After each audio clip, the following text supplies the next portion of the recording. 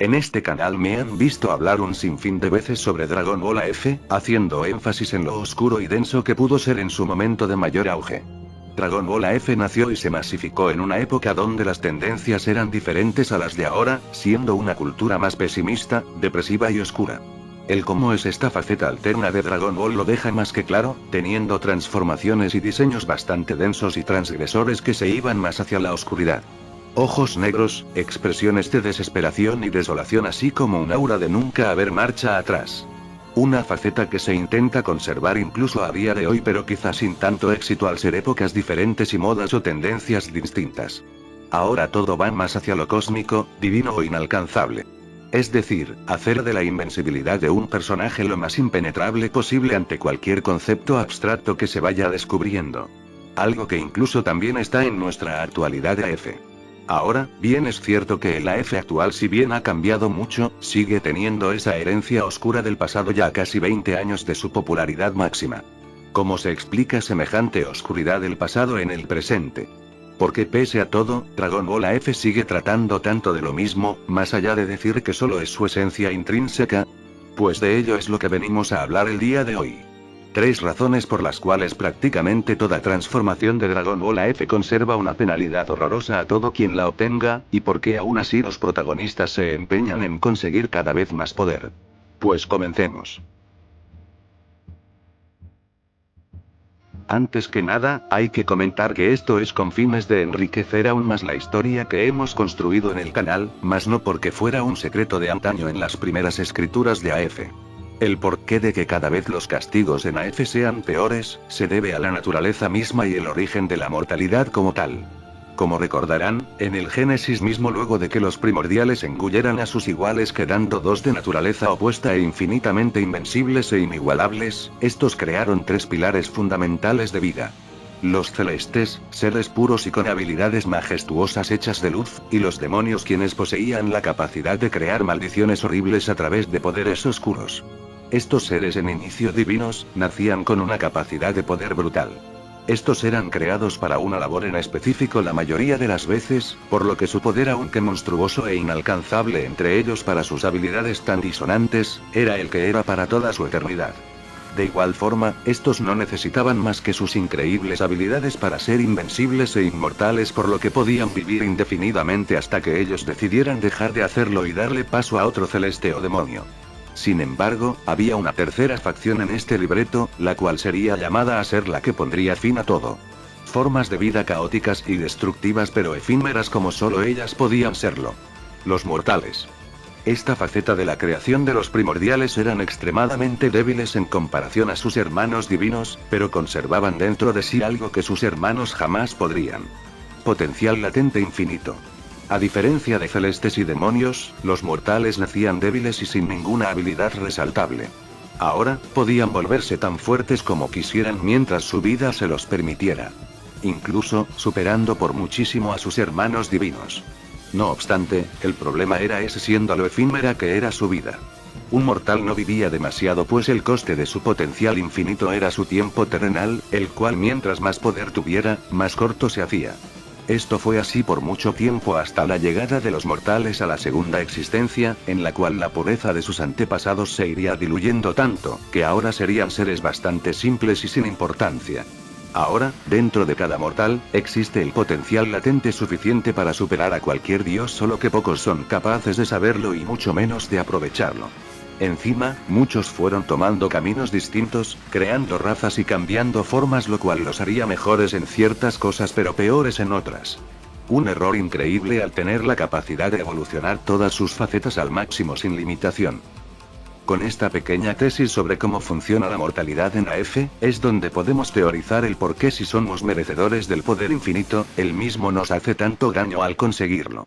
Para esto creé 3 escenarios que no son antagónicos, sino que son de hecho las 3 razones por las cuales esto sucede y seguirá sucediendo con el tiempo. Sabiendo esto, vayamos al primer apartado.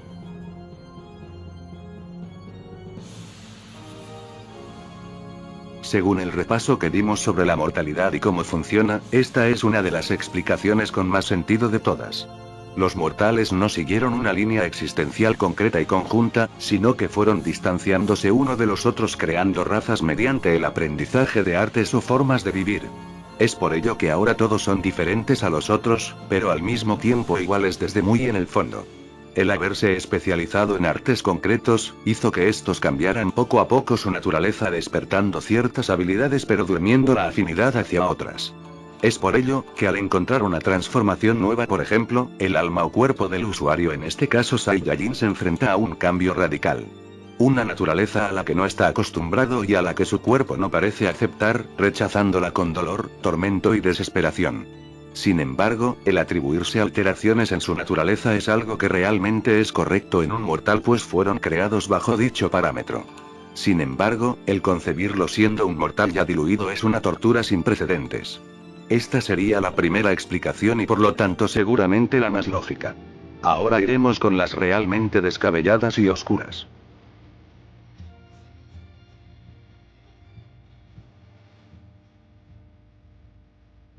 Las almas en Dragon Ball F funcionan de una manera bastante específica al ser estas finitas.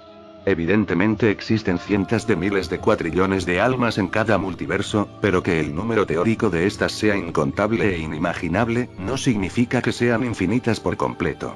Las almas son el exoesqueleto del multiverso dimensional, pues son creadas por energía que no puede reemplazarse. Esta es una compleja red existencial, que de interrumpirse causaría repercusiones horrendas a futuro. El que un alma sea eliminada por completo, le quita total posibilidad de reencarnación, lo que significa que los herederos de las mismas no existirán, lo cual a su vez tampoco las historias, aportes e influencias de los mismos. Villanos horribles que purificarán de mala manera algún multiverso, los héroes que lucharían contra ese tipo de villanos, mortales que adelantarían la tecnología de sus mundos cientos de años o simplemente un ser que les daría vida a los anteriores. Como ven, el eliminar un alma es un acto terriblemente imperdonable por donde se vea, pues no solo atenta contra el ser en sí, sino al multiverso dimensional entero. Pero, ¿qué tiene que ver esto con el castigo eterno y el dolor en transformaciones? Pues es realmente lógico, pues sabemos que mientras más formas encuentra un ser para hacerse más poderoso, más se acerca a atentar contra su propia alma. Ya no solo de desaparecerla, sino de dañarla de algún motivo. Es por ello, que cada paso que se da a la obtención de poder es como un nuevo infierno, pues es la existencia misma tratando de poner un alto explícito a los pecados, de ir acercándose lentamente a atentar contra la misma. Con esto dicho, entonces pasemos a la última explicación.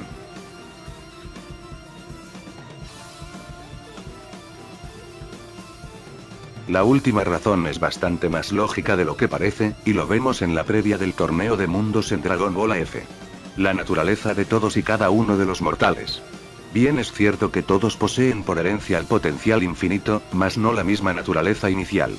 Hay algunos creados en base a energía oscura y otras en base a energía luminosa. Para muchos de estos, el optar por una energía contraria podría llegar a corromper su propia existencia, y es por ello que el dolor o el tormento aparece tal cual lo hizo en su momento con los primordiales. El caso de Damo es el más desesperante, y por ello lo vemos como el primordial que más sufre físicamente. Asimismo, vemos como pese a tener poderes más allá de la mortalidad, los Mystic de Goku y Vegeta no tienen estos efectos pese a ya ser dioses, dado que optaron por un poder acorde a su naturaleza inicial. Posiblemente, el dolor y tormento se acrecente siempre que se opte por naturalezas ajenas a la inicial de cada uno. Las tres explicaciones no son opciones ni nada por el estilo, sino razones reales por la que por lo menos en nuestra historia las transformaciones de Dragon Ball F crean cada vez más tormento y castigo a los usuarios. Es realmente interesante teorizar esto, y sé que muchos de ustedes también han pensado en este tema, por lo que me gustaría saber qué razones darían ustedes a este hecho tan característico de Dragon Ball F. Como siempre, espero que el contenido haya sido de su agrado, y nos veremos en una próxima entrega.